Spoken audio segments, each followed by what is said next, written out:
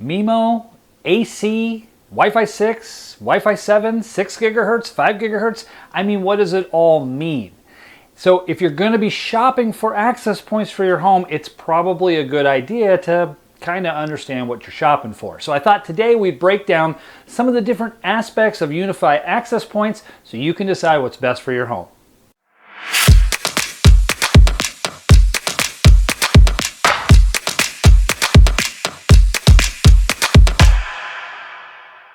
Hey guys, Tim Trich here from Ethernet Blueprint. Thank you for stopping by.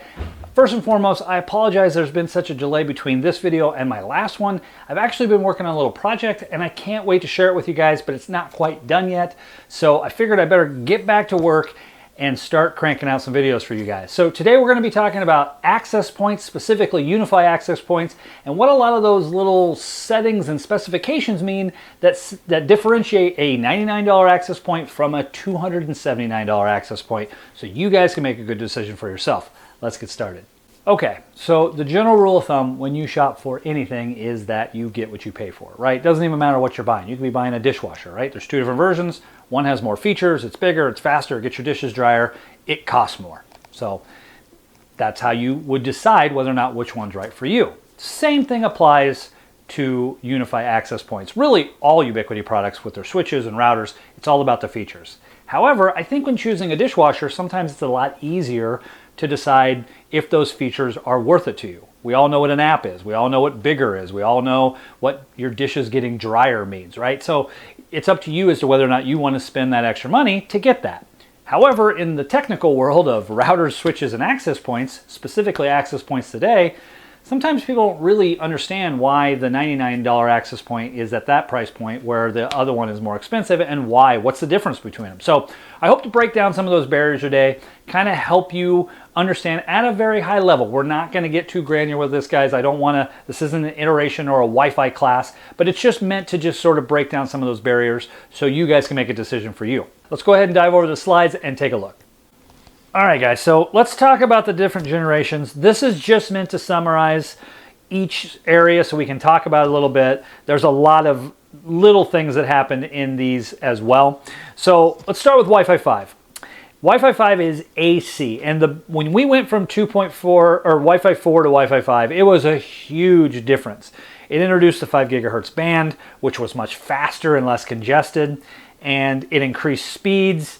Everything was better. However, it was still built off of some of the same technology that was incorporated into the previous generation. So while it was faster and while it did open up the airwaves a little bit, it was very inefficient. It only allowed devices to talk one at a time. It was kind of a one in, one out thing. Now it did it very quickly, so you could do it, but when you started talking about lots of devices being on the network at the same time, it would get very congested and slow way down. So that's really where Wi-Fi 5 had its problems. When they introduced Wi-Fi 6 or AX, it was a huge improvement. And it still used both the 2.4 and 5 gigahertz, but it fixed a lot of those inefficiencies that were in the previous generation and allowed more devices to talk simultaneously. It allowed them to use both 2.4 and 5 at the same time.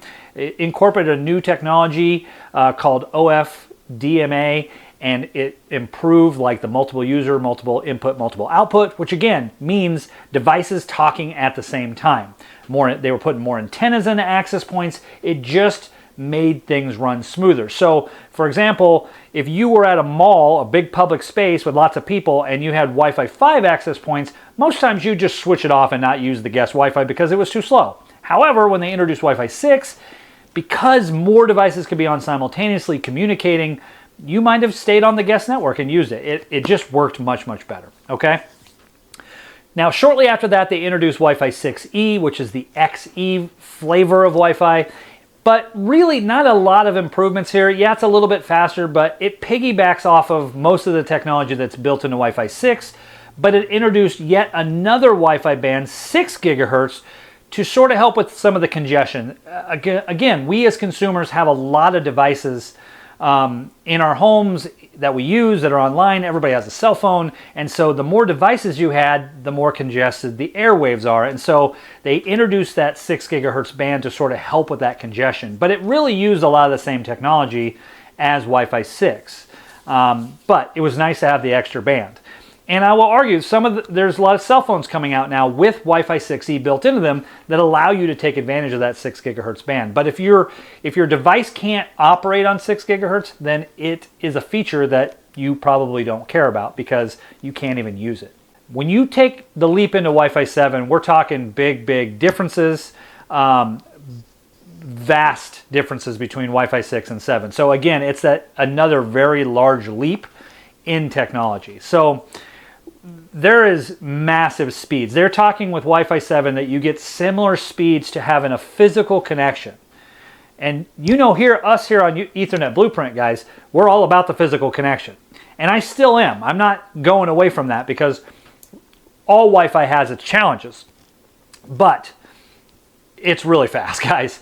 And the way it does is it incorporated this MLO or multi-link operation, which again just expanded on being able to allow devices to communicate simultaneously and on all bands at the same time. So it just opened up the floodgates for multiple devices to be able to communicate with the access point much faster. And then again, has the 6 gigahertz built into it, so it's faster there. It just is awesome from a speed standpoint. All right, so the next thing I want to talk about when choosing an access point, and we're going to get into some of the other stuff, but the next thing I want to talk about is mounting options. So depending on what your situation, your footprint is, may determine what style of mounting point or mounting option you need in your house. Now, if you're building a home, awesome. You get to design this thing exactly how you want it. However, I've talked to a lot of homeowners where the wife or the husband, one of the two in the house, didn't want to see an access point on the ceiling. So we had to design the Wi-Fi differently. And I get that. That's no problem. You guys are the ones that are going to have to look at it. And there's other people who bought a home already and there's wire already in place and you're trying to figure out, can I utilize this wire? So let's talk about mounting options. We'll go to the slide and we'll just kind of talk about this a little bit. So first and foremost, there's the freestanding access point. An example of this thing would be like the U6 mesh. They're great little access points. They're very powerful. This particular one runs on Wi-Fi 6.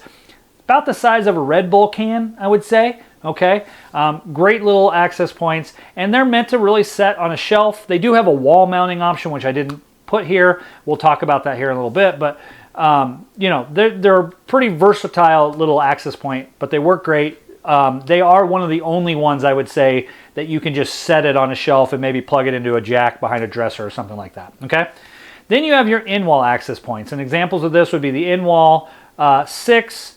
Or U6 in-wall and U7 in-wall, right? Now, where I really love these access points is for retrofitting. I have done a ton of homes or gone into a lot of homes that were built in the 80s or 90s or 2000s, whatever, and they had phones put in. And luckily, a lot of those had Cat5e wiring pulled for the phones. They were just used as phone wires, but they were actually data cables. And so you'd have these data jacks, these phone jacks sprinkled around the house, sometimes in the master bedroom, sometimes in the kitchen, sometimes in the living room. Sometimes it'd be 1, sometimes it'd be 20, right? Just depending on what was pulled in the house and what was popular. And so you can use this in-wall access point to rewire the jack, turn it into a data jack, mount this in there, and now you have built-in Wi-Fi in your house. It's really great for retrofitting. Now, there's a couple things that have to kind of come together for that to work. As far as how the wires are pulled in the house. But typically all the phone wires were pulled back to one area in the home and they were all tied together. So when you plugged a phone in there, your phone number worked no matter what. So some quick rewiring, put some heads on them, plug them into a switch, and you had built-in Wi-Fi in your home. Pretty cool. And I love these Wi-Fi or these in-wall access points. I use them all the time. Okay, now the popular one, the big one, is ceiling mounted. Specifically, you're building a home, you can really pick where you want your access points. I find that not many homes are built with an access point. Most consumers have to ask the builder, I want Wi-Fi in here, can you put access points in these rooms, whatever. And we have a lot of videos on this channel that talk about how to design that and best practices and stuff like that. So if you're not a subscriber, you should subscribe because we talk about that a lot. Now, Ubiquiti primarily has a ton of options when it comes to these, so we're not going to dive into it now, but these are ceiling options. I will tell you that they can be mounted on a wall and shoot straight out, but typically I don't use them for that. I don't like them in that space. In certain cases, I suppose it would work well, but I typically don't use them for that. I typically like them in a ceiling mounted level. And then we're going to go over to the right side here. We talk about the wall mount or pole mounted AP. Now I want to point out that the freestanding AP on the left can also be wall mounted, okay? So you don't have to set it on something. It does have a wall mount with it. But, and it can also be mounted on a pole. So it too, it could really be, I could have used that same access point picture on both sides. But this is the new U7 outdoor. You can see I listed the U6 mesh there because it can do all these things too. It's completely waterproof. It's an outdoor access point. A lot of ones that are mounted on poles are waterproof. They're meant to be outside to give you outdoor coverage. And so the new U7 outdoor, very, very new, has these. So depending on what your situation is, where you need Wi-Fi, how you're doing it in your home may dictate the access point that you're looking for. It's not really a feature, but more of a capability, right? Let's put the kind of access point that's meant to be in your home in that place in there. You'll have the best results from it. Okay, so now that we've talked about the different generations of Wi-Fi and just the improvements that they've made as each iteration has come out, that's going to come into play as we start talking about this part of the video. And we've talked about mounting options, okay? Very important, especially if there's a certain type of setup that you're going for in your home, or maybe you have some challenge that you have to overcome, and so where these access points could be mounted is important, okay? I want to start comparing some of the access points. We're going to compare some Wi-Fi 6 access points, and we're going to compare some Wi-Fi 7 access points, okay? But I'm not going to do any Wi-Fi 5 access points. So I kind of feel like AC or Wi-Fi 5 is on its way out. I don't recommend anybody, if you're shopping for new equipment, to go out and buy AC. With the price point of Wi-Fi 6 and really even Wi-Fi 7, I think you're better off spending your money on the newer technology.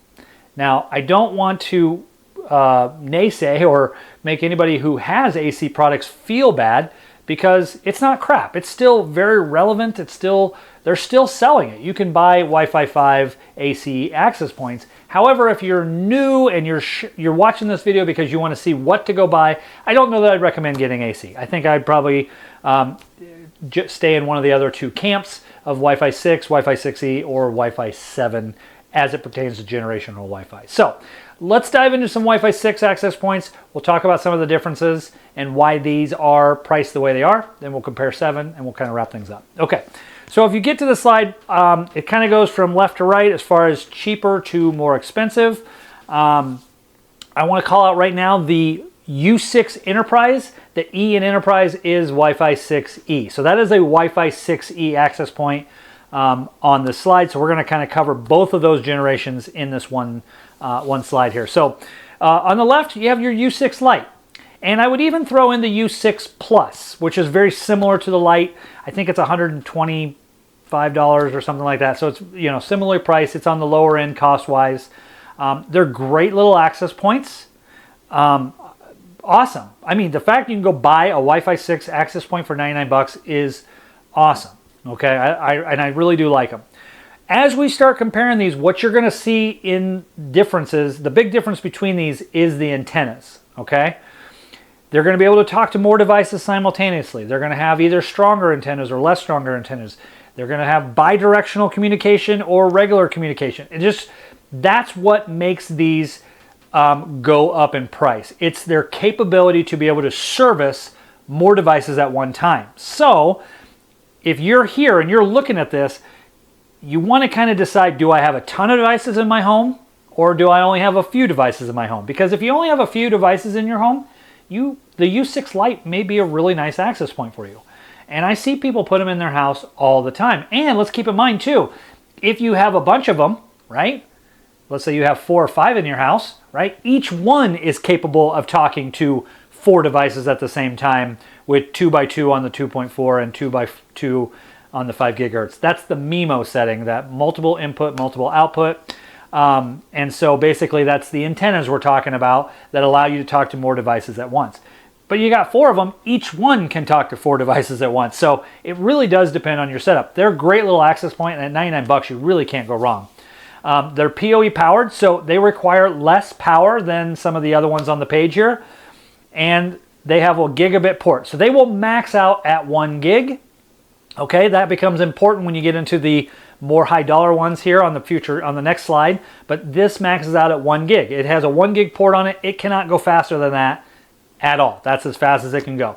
And it's indoor rated. So if you're doing something for outdoor, this is not the AP for you. Okay, so great entry-level AP, checks off the boxes, utilizes that Wi-Fi 6 technology, being able to use 2.4 and 5 gigahertz at the same time. You're going to have a good experience with this access point. If you want to go up to something a little bit more beefy, look at the U6 Pro. It's my go-to. I love this access point. I use it and the U6 LR all the time in my houses. Rarely have an issue with them. Very, very good. You can see you go from 4 devices at the same time to 6 devices at once in the Pro and 8 devices at once on the LR. The MIMO in there is 2x2 on the 2.4 on the Pro and 4x4 MIMO on the 5 gigahertz. Remember, you can utilize both those bands at the same time. The UL stands for upload and the DL stands for download. So it's talking about simultaneous upload and download streams happening simultaneously. So it really is more powerful than the U6 Lite. It's going to be able to handle more traffic at the same time better. Now, one difference between the LR and the Pro is the U6 Pro is powered by PoE, so it requires less power. That's kind of nice. A lot of people, when they make these jumps in their access points, they also have to buy new switches so they can get more power and everything. So this would be one that you could do if you have a PoE switch. Also has a 1 gigabit port. We're maxing out, and they add the ability. It is IP54 weatherproof, which means it can be sprayed on and not direct rain on, but it can be, if it gets wet, it should be okay by getting spray is typically what that means. Same thing with the U6 LR. It's got a little rubber grommet that fits in there where the cable goes, kind of helps protect it from water and dust and things that happen when it's outdoor. So it is also outdoor rated to a point. 8 spatial streams, 4x4 on both the 2.4 and 5 gigahertz, but this one's PoE Plus powered, so it does require more juice to power it. And you get stronger antennas. The LR in this actually stands for long range. So this access point is going to be able to power through barriers or restrictions in your home maybe a little bit better than the U6 Pro because it has stronger gains in the antennas, and that's one of the reasons it's a little bit more expensive. Okay, then when you get to the far right side, you have your U6 Enterprise or U6E access point. It's $100 more. I mean, if you look at the specs, you got 10 devices at once it can talk to. You got 4x4 MIMO on 2.4, 5, and the new 6 gigahertz bidirectional. I mean, this thing is a beast. It is bigger in size, though. Keep that in mind, too. I kind of drew them bigger as you went along because this is a larger access point. But PoE Plus powered, so it's going to require more power from your switch. You're going to need a PoE Plus switch, but it has a 2.5 gigabit port on it, which means it can actually handle speeds faster than a gig, which is awesome. Now, keep in mind, typically what that means is it's going to handle more devices going faster at the same time, so you're not capping out a gig. It's not going to give everything faster than a gig. The device has limitations too, but it does have the ability to handle more traffic and more internet speeds because of that 2.5 gigabit port. It is an indoor-only rated access point, so you don't want to take it outside, but this thing is a beast, right? Really awesome. A lot of great Wi-Fi 6 access points. These are just some of them, but I wanted you to understand kind of the differences between a $99 version and a $279, okay? Okay guys, so I'm kind of excited for this next part because we get to talk about Wi-Fi 7. One of the biggest questions I get asked on this channel is, should I buy Wi-Fi 7 access points now that they're out for my home? And if you watch to the end of this video, I'm going to weigh in on that just a little bit, okay, and kind of dive into my thoughts, okay? So make sure you watch to the end. In the meantime, I want to compare some of their products. We'll go through some of the stuff. These are very, very new. So depending at the time you're watching this video, this may have been out for a little while, or at the time right now, some of these aren't even released yet. They just came out a matter of weeks ago, and if you ordered them today, they wouldn't even ship till later in the month or even next month because it's very, very new. So hopefully if you're watching this in the future, what we're talking about is very relevant, but some of the things may have changed, and I'll get into what I mean by that here in a second. So we'll start on the left-hand side of the page, work our way right, just like we have. The first product is a little confusing to me, and that's the U7 Outdoor. It's $199. It's 4 streams or 4 devices at once. But one of the things that jumps out at me was on the website, it has no 6 gigahertz built into it. So one of the big, to me, benefits of Wi-Fi 7 is that 6 gigahertz band and being able to use all 3 bands at one time. But all the ratings and everything for 6 gigahertz just had a dash. It was not listed. So I'm assuming this is only 2.4 and 5, which to me, I don't know, can you even call it Wi-Fi 7 at that point? So I'm not 100% sure, but it is a little bit more beefy, right? So it's going to require PoE+. It's got a 2.5 gigabit port in the back, so you know, you can do more with it in regards to throughput and handling more traffic that way. And it's IPX6 weatherproof, which basically means you can spray it with a hose, be out in the direct rain, it's going to be just fine. It's made to have direct contact with the weather. Next, we're going to move over to the U7 Pro wall. So this is the U7 version of the in-wall access point. The picture does not indicate this, but one thing I'm going to call out right now is one thing that I love about the U6 in-wall and the AC in-wall was it had a 4-port managed switch on the bottom. They did away with that with the U7 Pro wall. It is just an in-wall access point and does not have the switch on the bottom. The picture I chose didn't indicate that, so I wanted to point that out here because to me it's a little bit of a letdown in the U7 world, but still $199. Very powerful, 6 devices at once, 2x2 on all 3 of the bands, PoE Plus powered, 2.5 gigabit port, and it is indoor rated. Don't use it outdoors. Next, we'll move into the U7 Pro. Now, the U7 Pro has been out for a while. Matter of fact, I have one in my house. I've been running it now for a couple months. Just wanted to see if I could truly feel the benefits of having Wi-Fi 7 in my house. The answer is no. It's the same experience. So just so you know, if you're buying it because you expect to feel a big difference between Wi-Fi 6 and 7, you're not going to feel it. At least until Wi-Fi 7 devices are a little bit more relevant and easy to get your hands on. 6 streams at once, or 6 devices, 2x2 on each of the bands, PoE Plus powered, 2.5 gigabit port, and indoor rated. Then their new flagship AP is going to be the U7 Pro Max. It adds $100, 8 devices at once, 2x2, 4x4 on the 5 gigahertz, and 2x2 on the 6 gigahertz, PoE Plus 2.5 indoor rated. Now, one thing I want to call out is the bottom line here, multi-link operation, MLO. This is one of the things that makes Wi-Fi 7 so awesome, so fast, allows it to use all 3 bands at once. All that simultaneous traffic, allowing your device to communicate on different bands at the same time based off of how busy that band is at the moment. And that's what's giving you the crazy throughputs, because you can also, there's larger channel widths and just all things geeky that make this stuff go faster. However, multi-link operation is coming soon at this point and will be a software update. So as of day 1, that is not working on the access points. But again, you need to be able to take advantage of it with a Wi-Fi 7 client, which we're going to talk about next, that, you know, just really doesn't exist right now. I don't even know if there are any Wi-Fi 7 clients out there. I know there's some Wi-Fi 6E devices that can operate on that 6 gigahertz band, and they're going to benefit more on a Wi-Fi 7 access point, but I don't know they get the true benefit of it. Now, one big area that I think gets overlooked a lot when people want bigger, better, faster, and they're blaming slow speeds on their Wi-Fi and stuff is the client itself. This Wi-Fi to client communication is a relationship. So there has to be, you know, matching on both sides to really truly take advantage of the technology. And I've mentioned this throughout the video that, you know, we don't have Wi-Fi 7 clients out there. There's only a few Wi-Fi 6E clients that give you that 6 gigahertz band. You know, there has to be some matching that goes on. However, it doesn't just stop with the bands we're talking about. MIMO, or multiple input, multiple output, is also built into our clients, right? Your phone has MIMO, your MacBook has MIMO, your streaming devices have MIMO. And so that itself is an indicator about how fast that client can go, okay? So you could have the fastest APs in the world, but if your clients aren't compatible of using them, you're not gonna feel that benefit. And so I wanted to call it out in this video. As you're shopping, your clients really are part of this decision, okay?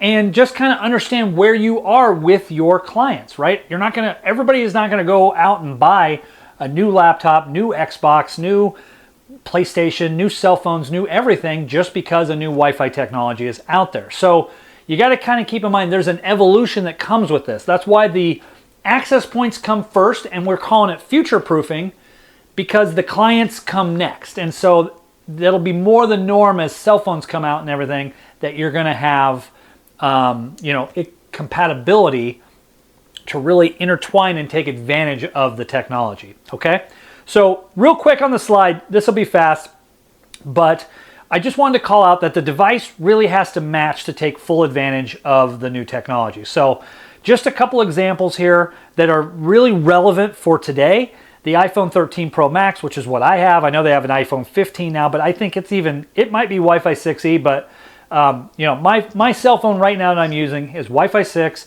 2x2 MIMO. All right, it means it can talk to the AP on 2 antennas at once or whatever, and it operates under the technology that Wi-Fi 6 affords it to. Okay, the Galaxy S24, again, very popular option on cell phone, does have Wi-Fi 6E built in, and it has 4x4 MIMO. So when you're comparing the iPhone 13 to the Galaxy 24, immediately I'm going to say the Galaxy S24 should be faster, right? It can talk more communication simultaneously, and it can operate on that 6 gigahertz band, which is faster than the 5 gigahertz band. However, it's got to be close to an access point. The access point can't be too busy. There's got to be some other things going on. So it's a relationship, guys. The thing you have to understand, this is a relationship between the client and the access points. Okay? One of the new MacBook Pros, I Googled it on Amazon, right? Comes with Wi-Fi 6, 2x2 MIMO. Some of the newer ones have 3x3 MIMO in them, but that's something you're paying extra for in your laptop. So kind of like what we talked about at the very beginning of this video, choosing between dishwashers, right? Now you're choosing between 2 MacBook Pros, and one's $1,500 and one's $1,000. What you're getting is some very specific little technology built into it that would allow it to operate faster on the Wi-Fi 6 network, okay? And then I looked at the Amazon Fire Stick Max, which has I think it's the Pro Max actually, which has Wi-Fi 6E built into it and 2x2 MIMO from what I could find. Seems like what that's in. So keep in mind that your access points, when they're incorporating all this speed and being able to do things simultaneously, the goal here isn't so every device can max out its speed. The goal is so every device can communicate on the network at the same time. And we have a lot of different devices happening, and there's a lot of features we didn't go into in the generational aspect that helps that process too. It's really meant, as consumers, let's face it, we buy a lot of crap. Everything comes with an app nowadays. Everything is smart. So on this channel, we focus on how do you take all your devices, one, make it secure, and two, make them operate on your network as efficiently as possible. So when you are watching that movie on Netflix, on an Amazon Fire Stick, you don't get buffering, right? All right, guys, so I'm gonna go ahead and answer the question maybe that you've been waiting for. Should you buy Wi-Fi 7 for your home? And my answer is yes. Now here's why. And there's also, some stipulations. One, we talked about this in the video. There are other pieces of the puzzle that make that all come together. So you have to be willing to, at least at some point, entertain the idea of purchasing that nicer equipment. So that's one aspect of it, but I just don't see a downside. It's all backwards compatible. It's a great way to future-proof your Wi-Fi as the rest of the technology tries to catch up. You're just kind of putting yourself ahead of the curve a little bit. And Ubiquiti prices their stuff very, very affordably. So even if you go the craziest, biggest U7 Pro Max AP at $279 each, you're still going to spend less than buying a Wi-Fi 7 mesh system that are priced at $1,200, $1,500, $1,800. I've even seen them. So I just don't really see a downside. It kind of future-proofs your home a little bit, and I'm really big on doing that. Now, with that being said, there are a couple things I want to point out. If you have Wi-Fi 6 devices already and they've been doing the job, I don't really see a big need to run out and upgrade that. You're not going to feel it. Case in point, my house, I had all Wi-Fi 6. I bought a Wi-Fi 7 access point. I have a 10 gig backbone in my house. I haven't felt any different from having that access point in my house. I just wanted to get it, play with it, see, so I can report it to you guys. But it's the same experience as the Wi-Fi 6 devices, but it's Wi-Fi 7. So I don't necessarily see a need to run out and upgrade. If you're an AC network and you're looking to upgrade, absolutely. Maybe look at the Wi-Fi 7 devices. It's not a bad way to go, right? They're just good systems, and it just sets yourself apart in that mix. The other thing is, I will say, is there are circumstances. There are going to be homes that it's just not necessary. Maybe you're a retired couple, just, you know, empty nesters, just you and your wife, you have a couple devices. Guys, going U7 Pros is going to be complete overkill. Even if you have the family over, you could have the family, their family, their family, their family over, and it's still going to be overkill. Each one of those devices is supposed to be able to handle like between 300 and 450 devices, right? So it's going to be complete overkill. And maybe in a case like that, just sticking with the U6 family is going to be more than enough. You can take that savings and maybe put it in a nicer switch, or maybe do 10 gigabit, and maybe down the road you'll need to upgrade it. But I just think there are circumstances that it's not called for. However, if you got the budget and you know you need a couple of them, whatever, and you know the other stuff isn't out of the realm, maybe fiber's coming soon, guys, great way to go. Don't see a downside. Okay, guys. Thank you for tuning in. I really, really appreciate it. We're going to be cranking out more videos here. I'm back, so to speak. I am working on some projects, so I can't wait to bring that to your attention and show you what I've been working on. It's kind of neat. It's really designed for anybody who's building a house and kind of keeping track of things. So hopefully it will find the right target audience and it'll help you guys out. If you have any questions or comments, please leave them below. Obviously, like, follow, subscribe, all that good stuff. But we're here for you to answer questions. Thank you for watching, and we'll see you guys in the next video.